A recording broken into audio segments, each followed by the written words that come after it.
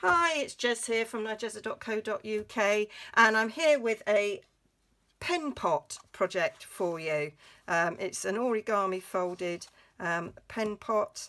It's 4 inches tall and 2 inches at each of the faces, and it's a really nice size sort of pen pot tool holder for your desk. And I've got to give a shout out to my teammate Donna Lister.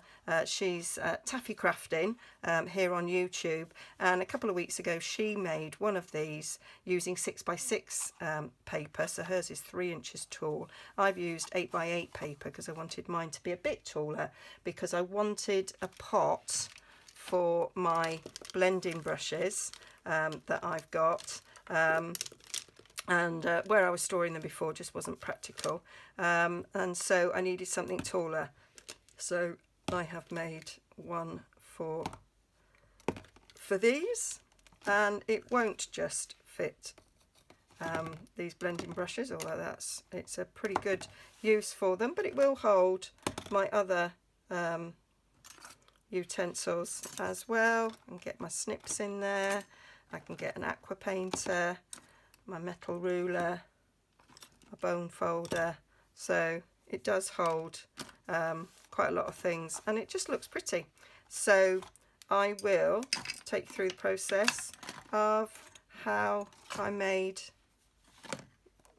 this. I'm just taking them all out because I was going to turn it up on its side, and you can't do that when it's got stuff in. So there we go, that's what it is. So stay tuned and we'll make this together.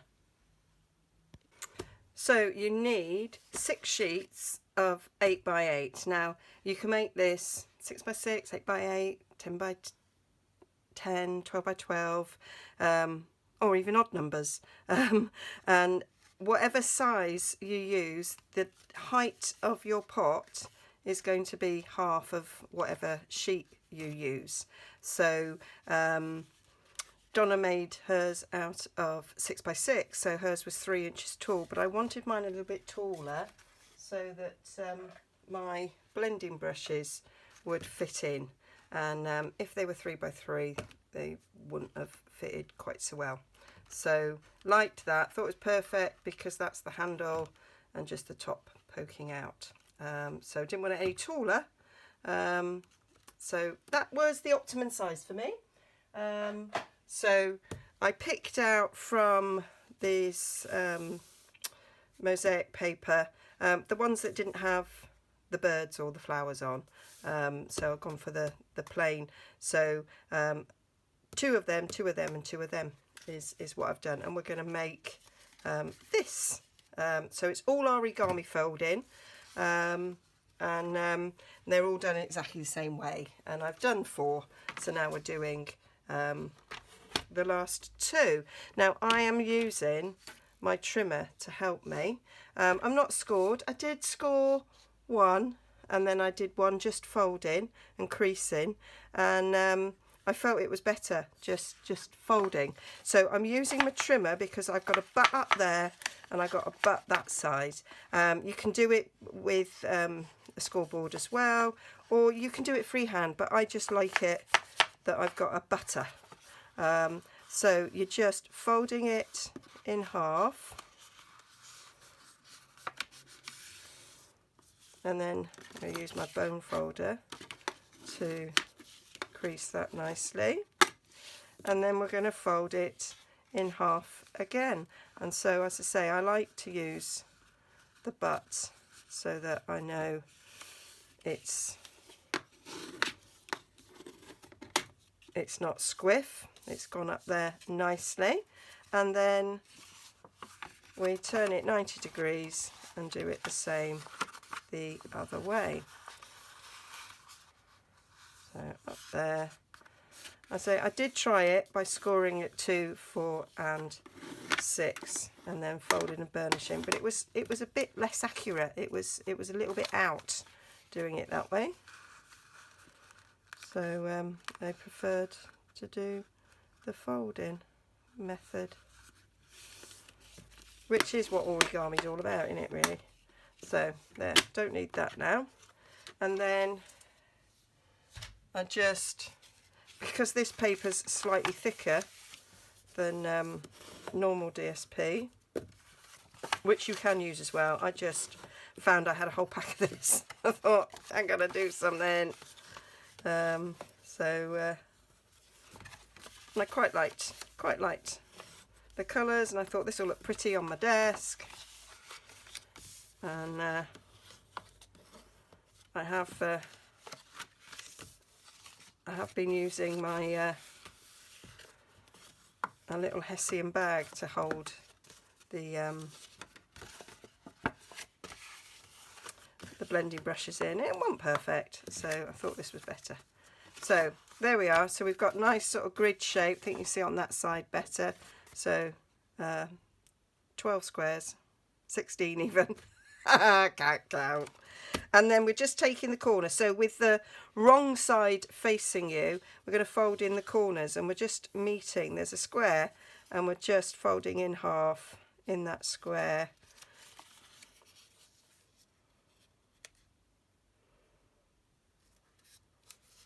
Up to there, and burnish. So we're doing that on all 4 sides. Now what I did find, because this paper has these, I don't know what to call them really, it's speciality paper, so they've got sort of detail, they've got shiny bits, and I did find there was a slight bit of cracking. Not overly so. In fact, on this sheet I can't even see any. But sometimes there was a little bit of lifting, but I didn't mind that. So it's just a word of warning if you're choosing this paper that may happen.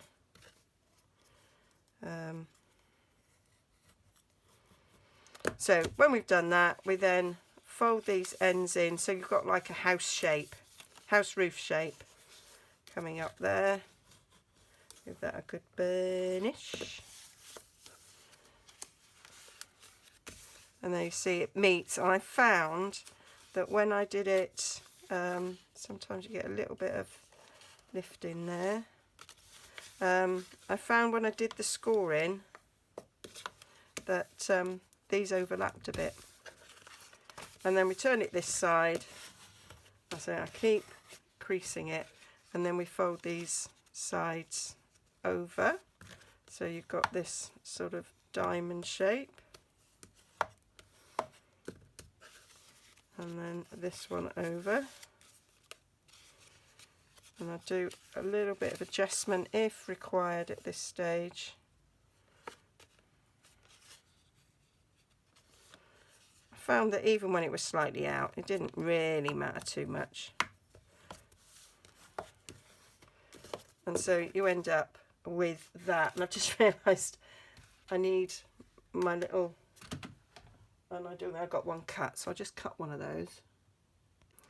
So you need to put a bit of cardstock. I'm using thick, very vanilla here, to give it a little bit of sort of support in there.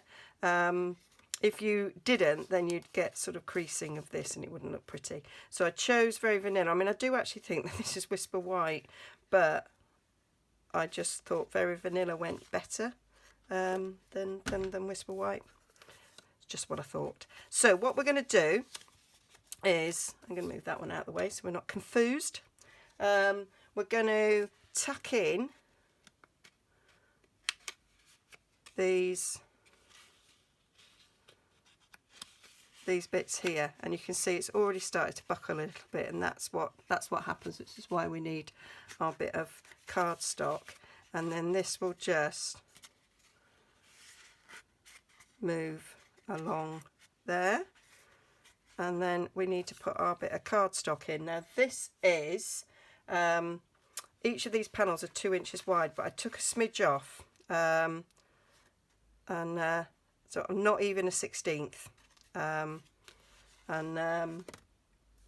think on this one I did take a 1/16 off, and there's actually, I can see a bit on it, so I've gone a little bit wider on this one, but I've done it shorter, so I've done it 3 and 13/16. So I took 3/16 off. I took an 1/8 off initially and thought, oh, it needed a bit more, because if you imagine, although that's 4 inches, you've got like 2 bits of cardstock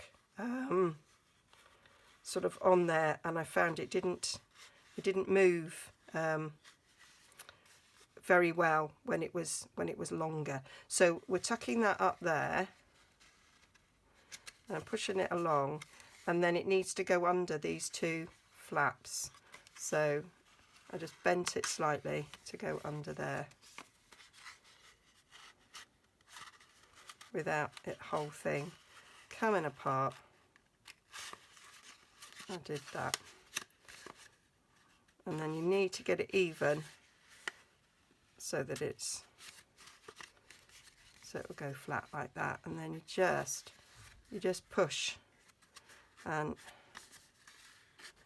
I did a little bit each side so it kind of stayed even as I was doing it, and then you get to a point where you can kind of push from both ends.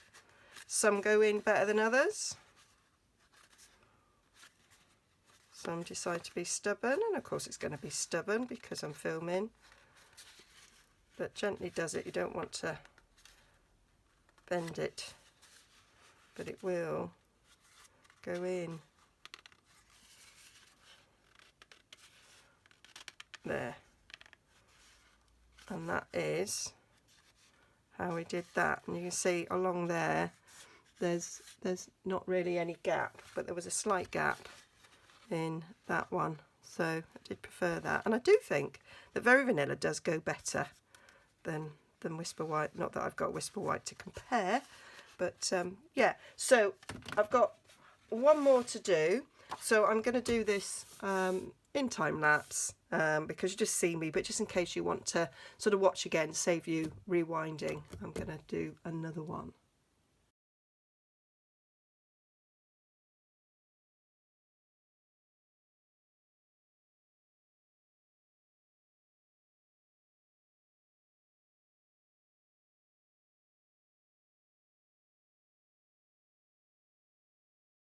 There we are. So I've got all 3 of these done, and here's the other 3 that I did earlier, which are already glued together. So I'm going to glue these together in exactly the same way as I've done there, and then I'll glue the 2 of them together once that one's done. So let's move that out of the way so we don't get confused. Actually, no, I need to look to see what order I've done it in. So we've got green, yellow, and then the terracotta tile. I think that's terracotta tile anyway. So that's the way I'm going to glue them together, and then that will go on like that, so the same colours are opposite. So I am taking some Tombow and I am putting glue round the whole of this area. So I'm not going quite up to the edge because it will ooze a bit, and fill that edge.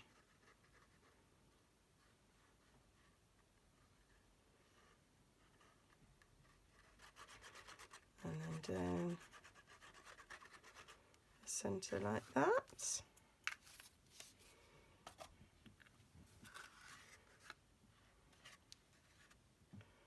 And then I'm just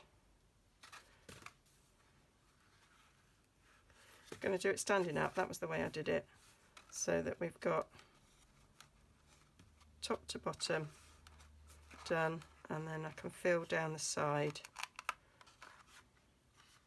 where they are. Got a little bit of wigglage available with the Tombow, and then we just need to press these edges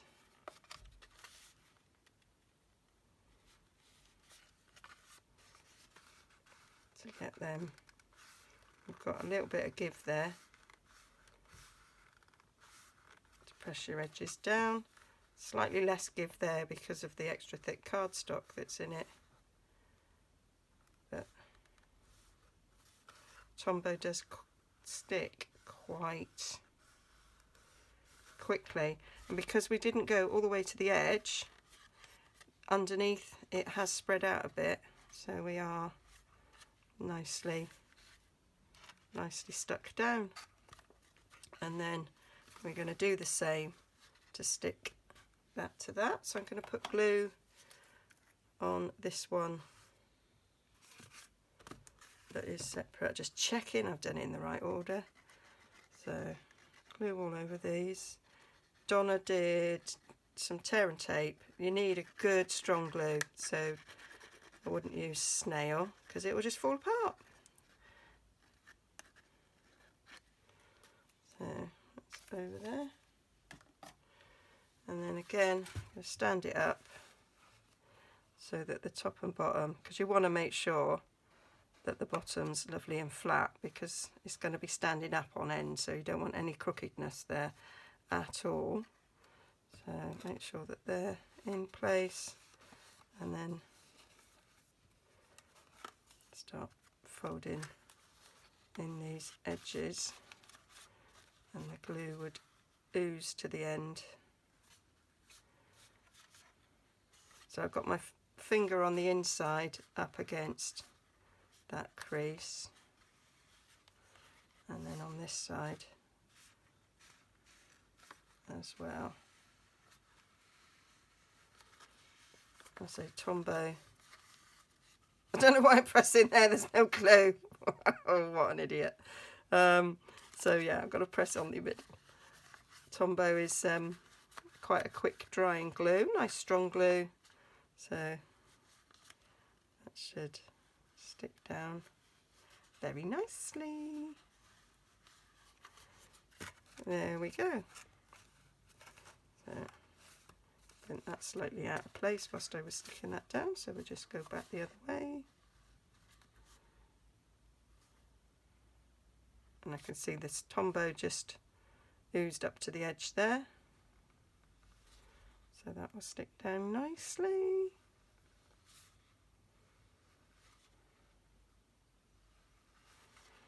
There we go. And then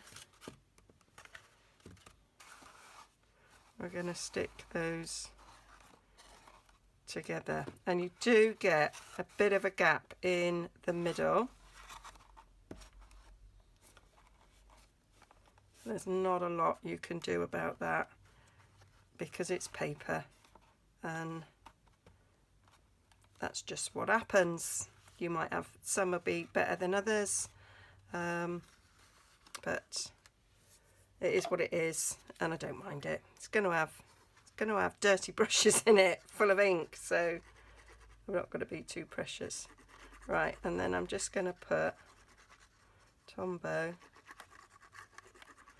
over the back of this.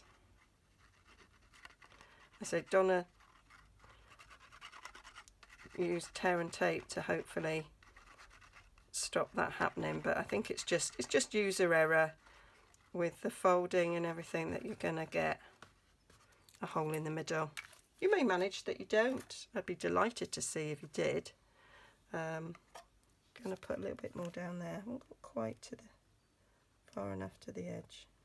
Not that it's going to glue in that bit, but so again I'm going to stick bottom to top so that we know that it's going to sit flat, because that's what's really important. It doesn't matter if we're slightly out on the sides as long as the bottom and the top are stuck.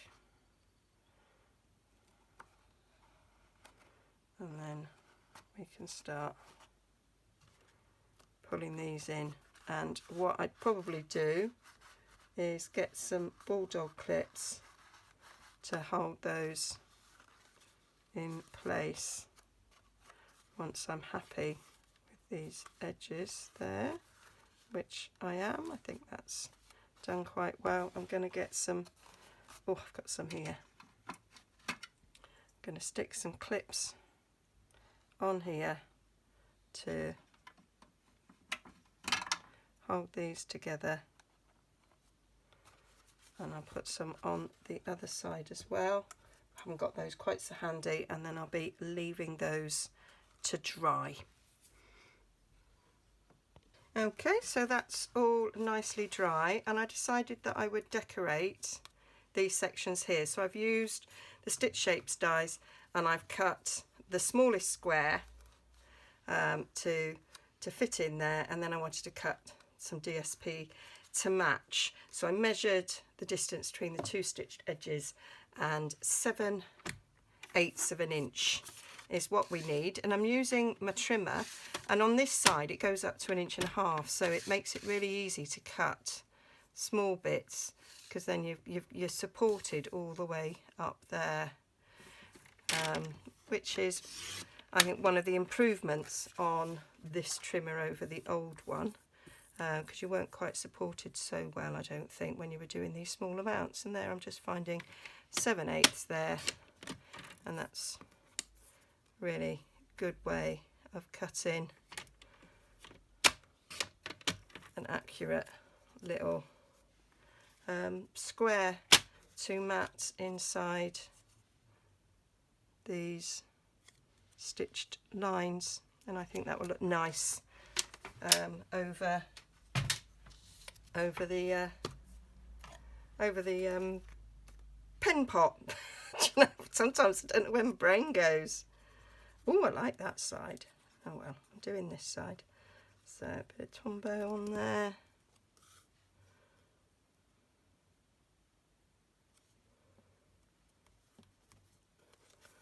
So that sticks nicely, and then that fills that gap. Just gives it a bit of something extra, stops it being plain.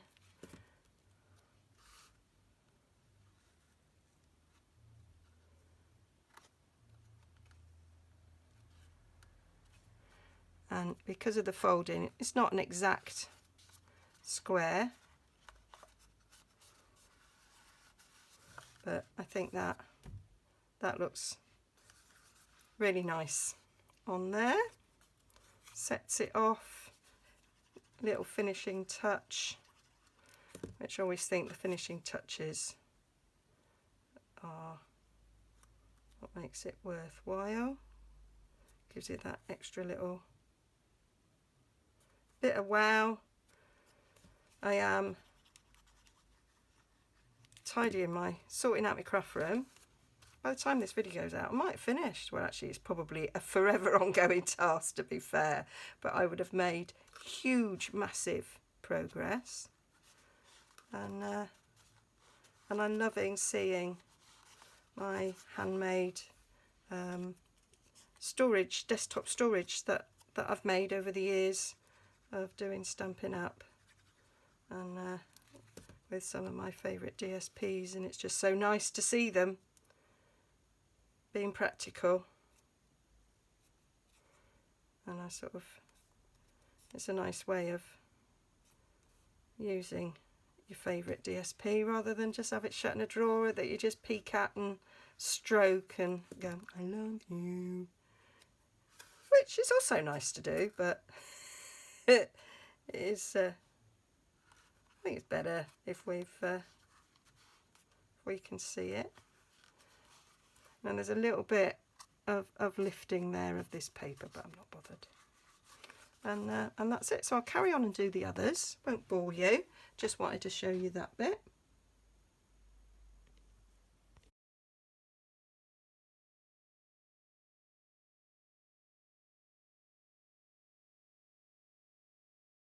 So all that's left now is to put a bottom on it, and I thought about filling in that bit to make it look pretty. So I've just used the 1-inch punch and punched it so that was a nice little circle, and then I've got the 1 1/8 of an inch scallop punch. Both of these are retiring, which is a bit sad because I just think these make lovely little matted sentiments. So I'm going to glue those together, and I'm hoping that there's enough surface area on here to hold it in place, because I thought that would look pretty.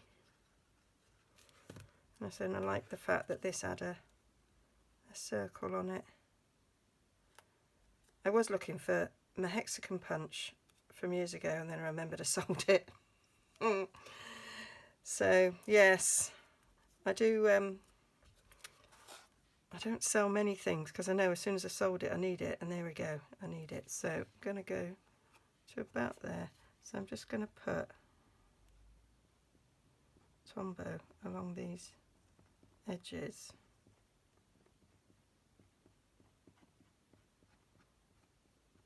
This might come off, but I thought it's worth a try. So I've got quite a bit on there. And I'm just going to stick that on. And just hold it in place for a bit. Just looking around. Could place something on there. Could turn it upside down.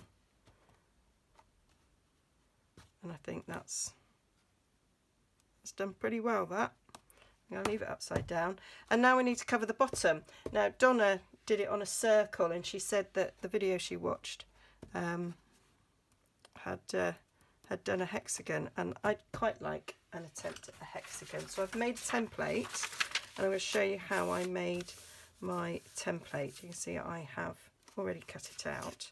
So I took a pot, and I'm using the straight lines on my grid mat. I'm going to go this way so that I've got this bottom bit, and I sort of placed it 1/2 inch, so 2 grid lines away from the edge, which is actually a centimetre because I'm on the centimetre side, and sort of held it, and it goes between 2 lines here as well. I don't know if you can see that.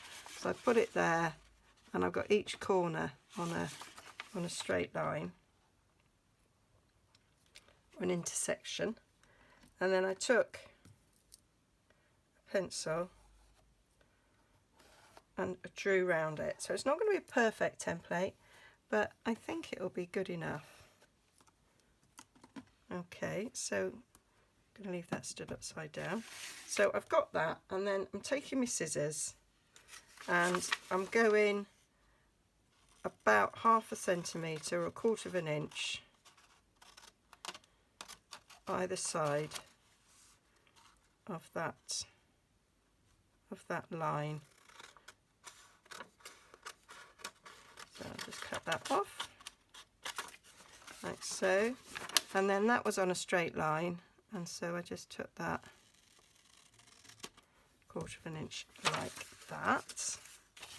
And then what I did, instead of going up the other end, was I found where the midway point was and just folded it up, keeping it straight. And then just use that as a guide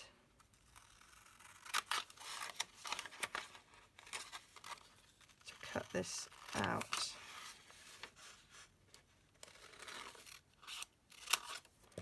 And then we've got a nice hexagon there, which when you place your pot on, it's just got a little overlap. It's not perfect, but it's going to sit on my desk, and I felt that that was a pretty good way of doing it. That it's quite solid, look. So that worked. So I've then got a bit of, this one I did earlier, I've got a bit of thick fairy vanilla, and placing that on the edge there and that point there, I'm going to take my little mini trimmer. You can use your guillotine. This is a guillotine. Your trimmer if you want, whatever you've got. And so to make sure that I get some straight edges, so that's over there, lined up there. This end, it's butted up there, so I'm going to cut that down there. So I've got a nice straight edge there, and then I'm going to cut this diagonal.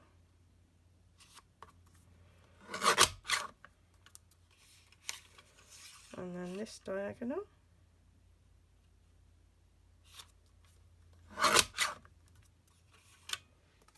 And then do the same. And that's just my way around it. I've got a cutting system from Creative Memories, years and years old, and it had a hexagon in that, but it was too big because I thought about using that, but it was too big. So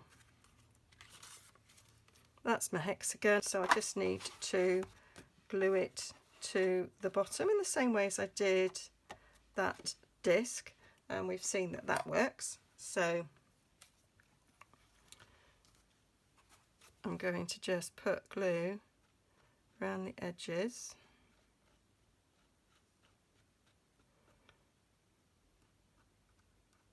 And the fact that I'm really not going to be moving the pot, it's just going to be on my desk, that it should work. And I'm not putting anything massively heavy in it, just putting my blending brushes in it.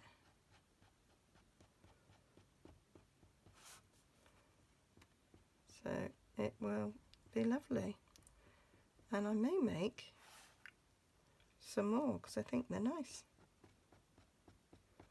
And I am always needing things to just stick things in on my desk. Especially since I've started my junk journaling, I'm just getting more and more stuff. So I really like upcycling. I really like using things and repurposing them. I'm forever fishing things out of our recycling bin that Ed's put in. I was like, I washed that out to use. So he's got a lot better now. He kind of is. Are you using this, Jez? Yeah, I will be using that.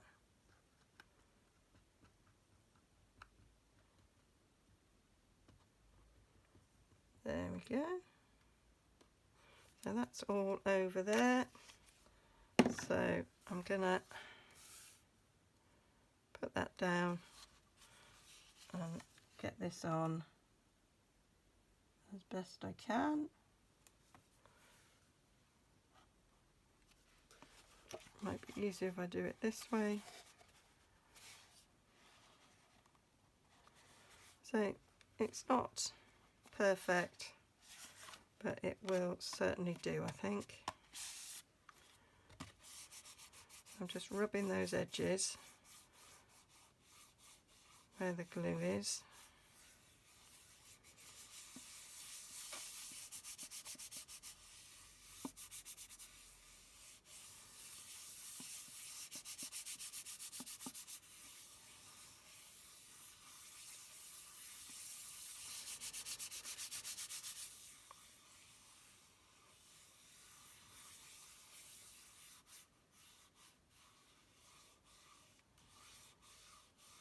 And I can feel where the edge is.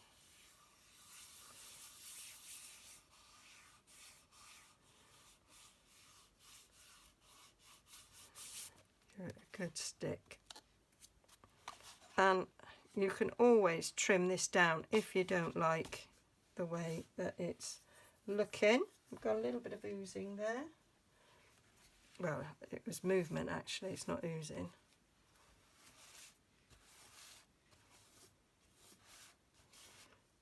There we go. So that is my little hexagonal pen pot. And here's my brushes.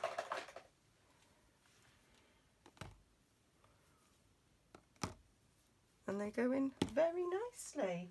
So that's just going to be a joy to have on my desk. And I say I might make another one in another favourite DSP. There we go. And I was thinking of buying more brushes, so they will fit in. So that's lovely. And you can put other things in there that you might have. Bone folder, snips, pokey tool, paintbrush. Won't come out. Let me pick me doodah tool. So there. That's really nice, and I really like the decoration on the side. I can't like tip it up now. So hope you liked that. All the details will be over on nigezza.co.uk, and there'll be a link down below, and I'll link to Donna's video and blog as well, so you can go and check her out and see what a 6-inch one looks like. Again, that would be 3 inches tall, but I quite liked this side, and it does feel really, really sturdy. I do like the fact they put a little disc there. That's quite pretty. Okay, so hope you like that. Don't forget to like and subscribe if you haven't done so already, and press the bell so you get notifications of whenever I upload a video. And if you like it, why not share it? Share it with your crafty friends, and get your desks looking pretty during you know, for you to enjoy your crafting. I enjoy my crafting, and I do enjoy looking at my pretty things on my desk that I've made. Okay, see you again soon. Bye bye for now.